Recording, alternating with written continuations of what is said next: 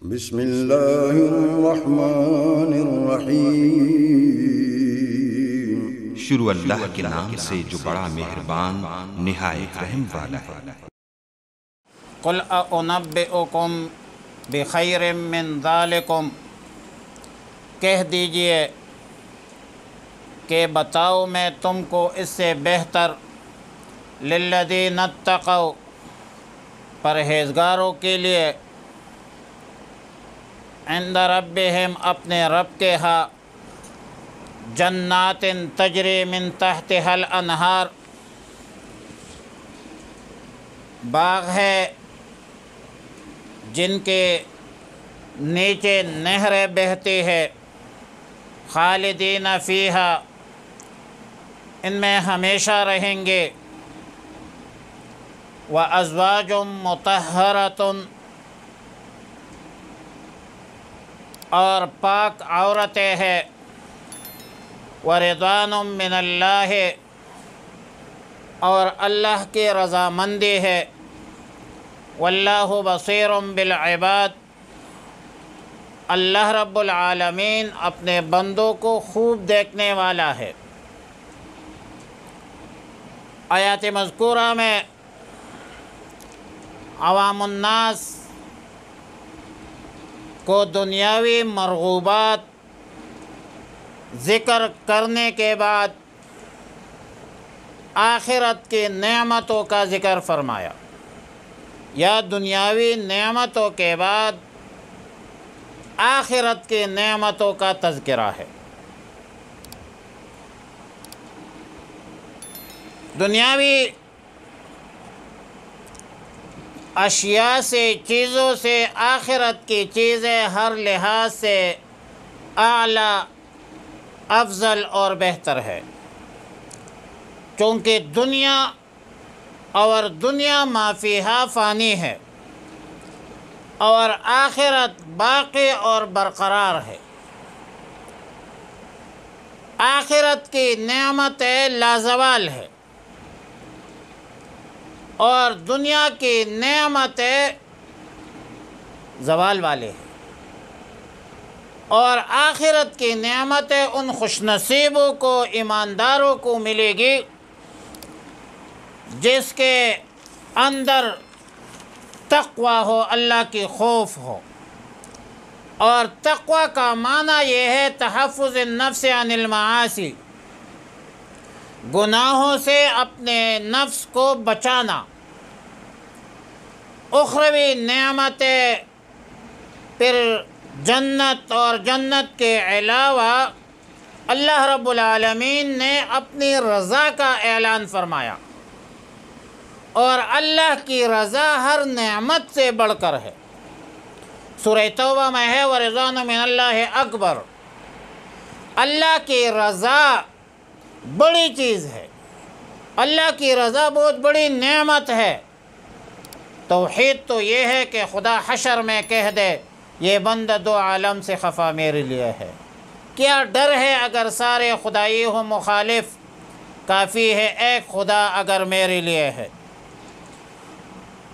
الذین یقولون ربنا اننا آمنا فاغفر لنا ذنوبنا، الذین یقولون، یہ وہ لوگ ہیں جو کہتے ہیں ربنا اننا آمنا، اے ہمارے رب بے شک بلا شبہ ہم نے ایمان لایا ہے، فاغفر لنا، لہذا بخش دے ہمیں، ہمارے گناہوں کو بخش دے، وقنا عذاب النار، اور بچا دے ہمیں دوزخ کے عذاب سے۔ اس آیت میں اہل تقوی کی چند صفات کا تذکرہ ہے، اور سب سے پہلی صفت یہ ہے کہ اہل تقوی رجوع اللہ کرتے ہیں، اللہ کی طرف رجوع کرتے ہیں، اللہ ہی سے مانگتے ہیں، اللہ ہی سے دعائیں مانگتے ہیں، اور اللہ پر کامل و مکمل اعتماد، اعتقاد اور یقین رکھتے ہیں، اللہ کے بغیر کسی غیر کو نہیں پکارتے، کسی غیر کے سامنے سجدہ ریز نہیں ہوتے۔ کیا کرتے ہیں وہ؟ صفات کیا ہے دوسری؟ الصابرین صبر کرنے والے ہیں، والصادقین اور سچے ہیں، والقانتین حکم ماننے والے ہیں، والمنفقین اور خرچ کرنے والے ہیں، والمستغفرین بالاسحار اور پچھلے راتوں کے حصے میں مغفرت طلب کرنے والے ہیں۔ اب صبر کی صفت کو سب سے پہلے لایا، کیونکہ صبر تمام نیکیوں کو شامل ہے اور تمام نیک اعمال میں داخل ہے۔ فرمایا وَاسْتَعِينُوا بِالصَّبْرِ وَالصَّلَاةِ۔ پھر صبر کی 3 اقسام ہے۔ ایک صبر علی الطاعہ ہے، نیکیوں پر جم کے رہنا۔ صبر علی المعصیت، گناہوں سے اپنے آپ کو سیف رکھنا، محفوظ رکھنا، اپنے نفس کو چھوڑنے پر آمادہ کرنا گناہوں سے، اور گناہوں کے تقاضوں کو دبانا۔ اور تیسرا ہے صبر علی المصیبت، تکالیف پر صبر کرنا۔ عوام الناس، عام لوگ یہ تیسری قسم کو جب مصیبت آ جائے اور اس پر آپ صبر کریں، اس کو صبر کہتے ہیں، حالانکہ صبر 3 قسم پر ہے۔ والصدیقین والصادقین اور سچے لوگ۔ سچائی بہت بڑی نعمت ہے انسانی کردار میں، کریکٹر میں، اور سچائی ہر لحاظ سے ہونا چاہیے۔ ایمان میں سچا ہونا چاہیے، اقوال میں، افعال میں، کردار میں، نیت میں، عقیدہ میں، نظریہ میں، ہر حالت میں سچائی مطلوب ہے۔ اور فرمایا والذی جاء بالصدق وصدق بہ اولئک هم المتقون، جو شخص سچ لے کر آیا اور سچ کی تصدیق کی، وہ لوگ تقوی والے ہیں۔ والقانتین فرمان بردار، اللہ کے حکم ماننے والے، اللہ کے حکم کی تعمیل کرنے والے۔ والقانتین خرچ کرنے والے، ہر حالت میں، سفر میں، حضر میں، اللہ کے راستے میں، اللہ کے مرضی کے موافق، نبی کریم صلی اللہ علیہ وسلم کے طریقوں کے مطابق خرچ کرنے والے اصل متقی ہیں۔ کوئی ریا دکھلاوا مقصود نہ ہو۔ والمستغفرین بالاسحار اور پچھلے راتوں میں گناہوں کی مغفرت طلب کرنے والے، رات کے آخری حصے میں سحر کے وقت مغفرت طلب کرنے والے، تہجد کا اہتمام کرنے والے۔ اور فرمایا وبالاسحار هم یستغفرون، سحر کے وقت وہ اللہ سے مغفرت طلب کرتے ہیں، اللہم اغفر لنا ذنوبنا و اسرافنا فی امرنا۔ شہد اللہ انہ لا الہ الا ہو، گواہی دیتے ہیں اللہ کہ بلا شبہ کوئی معبود نہیں اس کے سوا، والملائکۃ فرشتے، وَأُولِي الْعِلْمِ قَائِمًا بِالْقِسْطِ اور اہل علم نے وہ انصاف کے ساتھ قائم ہے۔ لا الہ الا هو العزیز الحکیم، کوئی معبود نہیں مگر وہی ہے جو غالب ہے اور حکمت والا ہے۔ روح المعانی میں علامہ آلوسی رحمہ اللہ الباری اور معالم التنزیل نے لکھا ہے کہ شام کے 2 علماء مدینہ منورہ آئے تو ایک دوسرے کو کہتے ہیں کہ یہ شعر تو ہو بہو وہی شعر ہے جس کے بارے میں ہم نے پڑھا ہے۔ اور پھر اس کے بعد نبی علیہ الصلوۃ والسلام کی خدمت اقدس میں حاضر ہوئی تو نبی علیہ الصلوۃ والسلام کو صفات سے پہچان گئی کہ یہ تو نبی آخر الزمان ہے، اور نبی علیہ الصلوۃ والسلام سے مکالمہ شروع کیا اور کہتے ہیں کہ آپ محمد ہے، تو نبی علیہ الصلوۃ والسلام نے جواب دیا نعم۔ پھر کہتے ہیں آپ احمد ہے، نبی علیہ الصلوۃ والسلام نے جواب دیا نعم۔ پھر ان دونوں علماء نے پوچھا کہ ہم شہادت کے بارے میں آپ سے پوچھتے ہیں، اگر آپ نے درست جواب دیا تو ہم آپ پر ایمان لائیں گے۔ یہودی علماء کہتے ہیں کہ اللہ کے کتاب میں سب سے بڑی شہادت کون سی ہے؟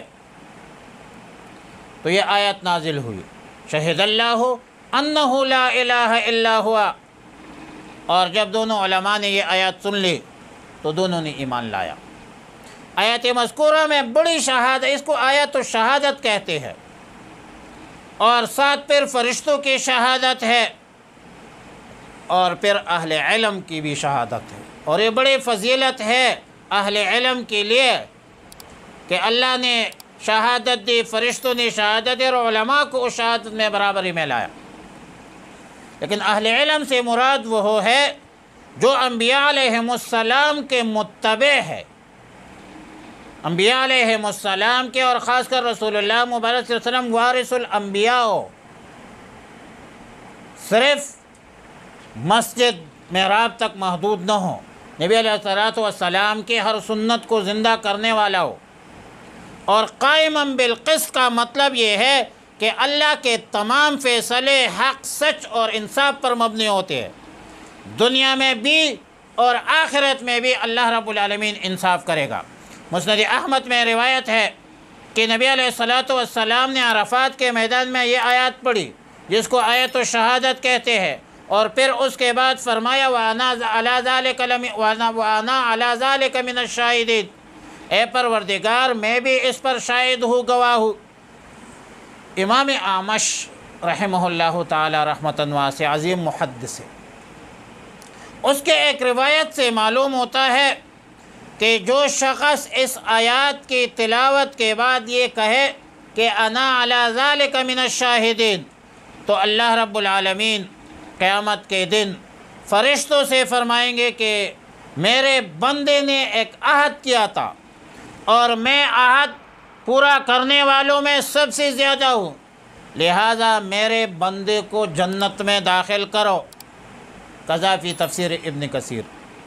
سیدنا ابو ایوب انصاری رضی اللہ تعالیٰ عنہ فرماتے ہیں کہ نبی علیہ السلام نے فرمایا کہ جو شخص فرض نماز کے بعد سورہ فاتحہ، آیت الکرسی اور آیت الشہادہ، پھر آگے قل اللہم مالک الملک تؤتی الملک من تشاء وتنزع الملک ممن تشاء وتعز من تشاء وتذل من تشاء، بغیر حساب تک پڑھے تو اس کے گناہ معاف ہو جاتے ہیں اور جنت میں اللہ جگہ دیں گے، اس کے 70 حاجتیں پوری فرمائیں گے، اور اس میں کم از کم یہ ہے وہ مغفرت داخل ہے۔ قذافی روح المعانی، ان الدین عند اللہ الاسلام، بے شک دین اللہ کے ہاں فرمان برداری ہے، وما اختلف الذین اوتوا الکتاب، اور اختلاف نہیں کیا جن کو کتاب دی گئی، الا من بعد ما جاءہم العلم بغیا بینہم، مگر جب ان کو معلوم ہو چکا آپس کی ضد اور حسد سے، ومن یکفر بآیات اللہ فإن اللہ سریع الحساب، اور جو انکار کرے اللہ کے احکامات کی تو اللہ جلدی حساب لینے والا ہے۔ دین کا معنی ہے طریقہ، روش۔ قرآن کریم کی اصطلاح میں دین ان اصول کا نام ہے جو سیدنا آدم علیہ السلام سے لے کر نبی آخر الزمان تک سب انبیاء علیہم السلام کے درمیان قدر مشترک تھے۔ باقی لفظ شریعت یا منہاج کی اصطلاحات بعد کے ہے، اور لفظ مذہب فروع اختلاف کے لیے استعمال ہوتا ہے۔ بہرحال ہر زمانے میں ہر نبی کا لایا ہوا دین اسلام اور عند اللہ مقبول تھا، جو بعد میں منسوخ ہوا، اور بالآخر رسول اللہ مبارک صلی اللہ علیہ وسلم کی شریعت کو دین اسلام بتلایا گیا۔ اب دین اسلام وہ ہے جو اللہ کے احکامات اور رسول اللہ مبارک صلی اللہ علیہ وسلم کی تعلیمات پر مشتمل ہے۔ اللہ کے احکامات میں کچھ اوامر ہے، کچھ نواہی ہے، کچھ کرنے کے کام ہے، کچھ نہ کرنے کے کام ہے۔ جو کرنے کے کام ہے اس کا نہ کرنا گناہ، اور جو نہ کرنے کے کام ہے اس کا کرنا گناہ، اور گناہ پر پشیمان ہونا یہ توبہ ہے۔